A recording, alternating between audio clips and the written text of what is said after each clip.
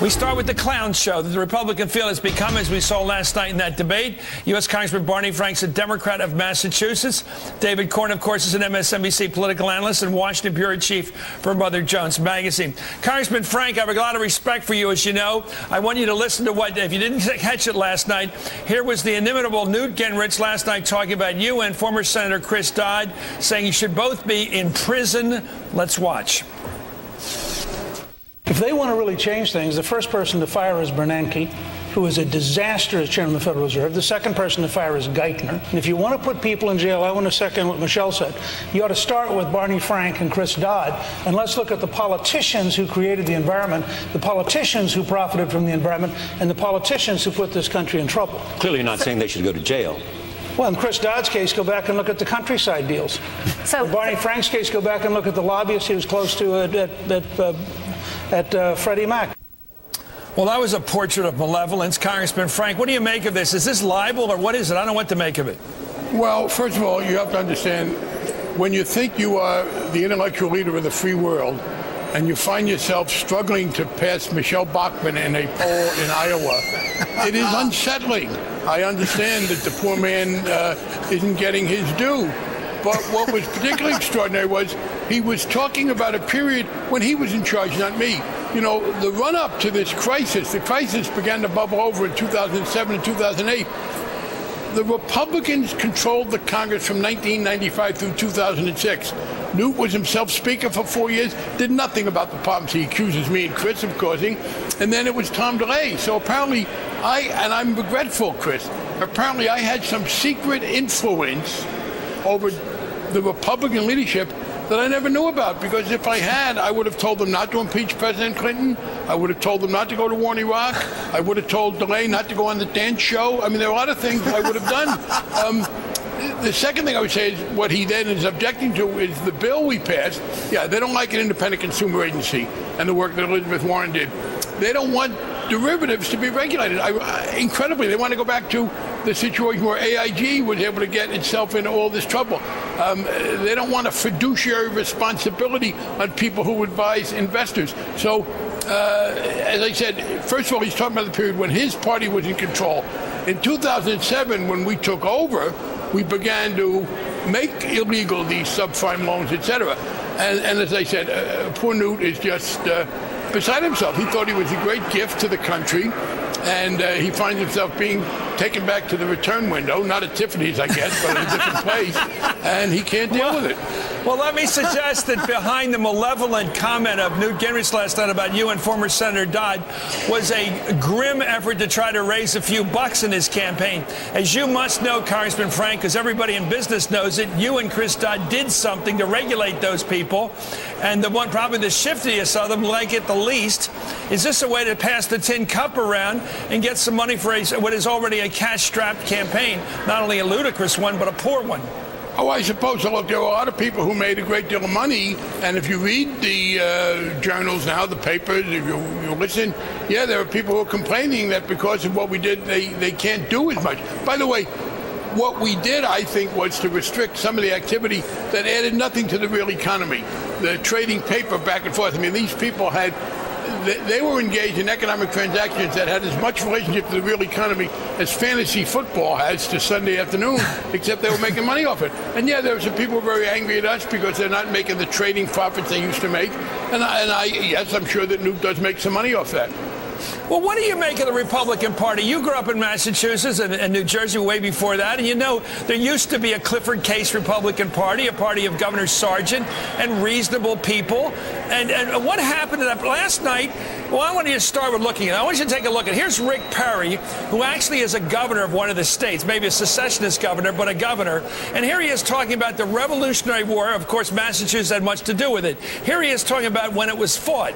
Not about when the earth was founded 5,000 years ago, according to these people, but when we fought our revolution. Doesn't have that part. Let's listen. Our founding fathers never meant for Washington, D.C.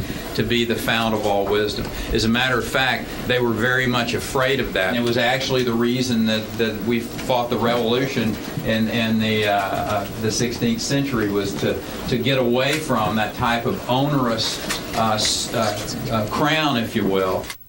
How do you describe this knucklehead history. I mean, this guy's the guy that said Texas has the right to secede from the Union. I think we fought a war over that. Now he is placed. Well, they always have problems with the history of the universe. There are problems with that. But here he is saying our country was founded back in the 1500s.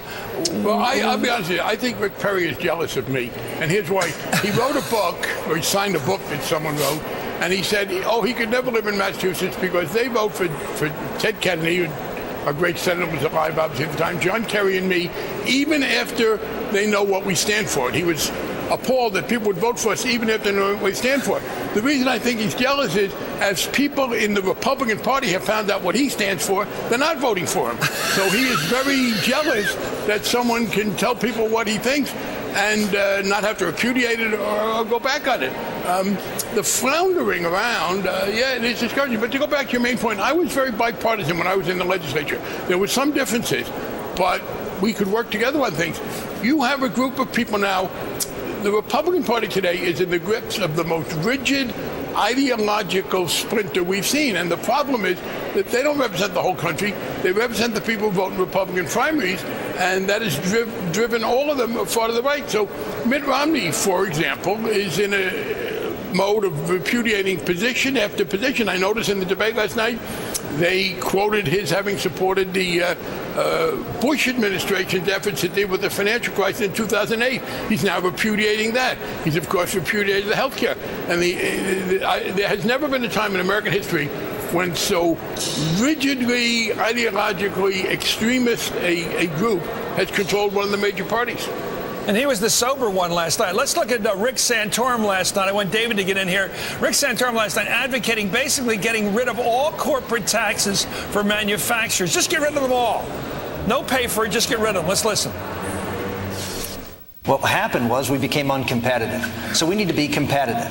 And that's why I proposed taking the corporate tax for manufacturers and processors, taking it from 35% and eliminating it. 0% tax. Allow this to be the manufacturing capital of the world again.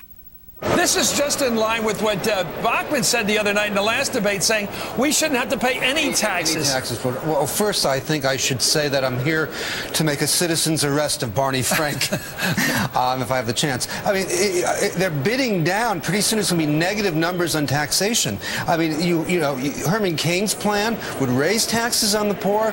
Michelle Bachmann says we shouldn't pay taxes. He doesn't want taxes on any manufacturing. But his headline was, I want to go to war with China. Yeah. He meant an economic war, but it's like the war language, the rhetoric has to be as excessive as it can for any of these guys to have a chance of winning over those Republican primary voters that Barney was talking about. And can I add, by the way, you're talking about not raising taxes. They've backed away from savaging Social Security and Medicare, but these are all, except for Ron Paul, they all want to greatly increase military spending. Here we are spending at the highest rate. We're spending at Cold War rates of military spending going all over the world. And Romney's attacking President Obama for not spending enough in the military. So the nonsense is that you cut taxes, you claim that you're going to protect Social Security and Medicare, and you increase military spending. They're not just going to... They're going to really make the military into volunteers. Volunteers in the sense that we won't be able to pay anybody. We'll have to have volunteer people to give us bullets, volunteer people to fly the planes. I mean, the logic is overwhelming. How do you substantially increase the largest single item in the discretionary budget, military spending, and then cut taxes and say, but Social Security and Medicare will be fine? Well, last night, Congressman and David, they were supposed to stick to economics, but of course, Michelle Bachmann couldn't avoid religious concerns. Here she is passing what even my producers think was a joke. I don't think so.